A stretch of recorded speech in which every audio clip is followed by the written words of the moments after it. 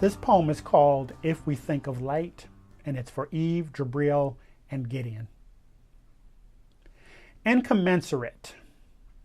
It's not a word we would think of as a doorway to walk through, expecting to find the right thing to say.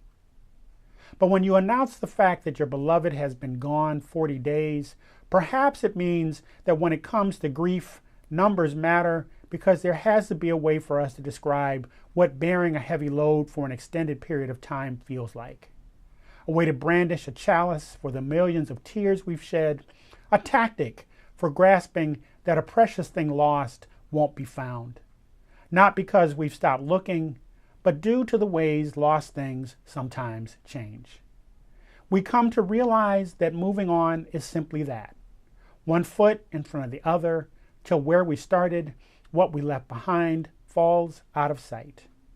It's here the word incommensurate rolls off the tongue, becomes the right tool for building the scaffold we will hang that one moment of despair, that one tiny cry upon another, till they stand and stand and stand.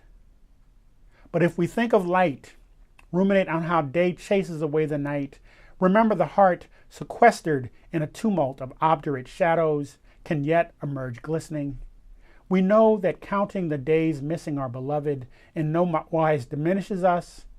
40 days hefting unthinkable sorrow, the connotation of strength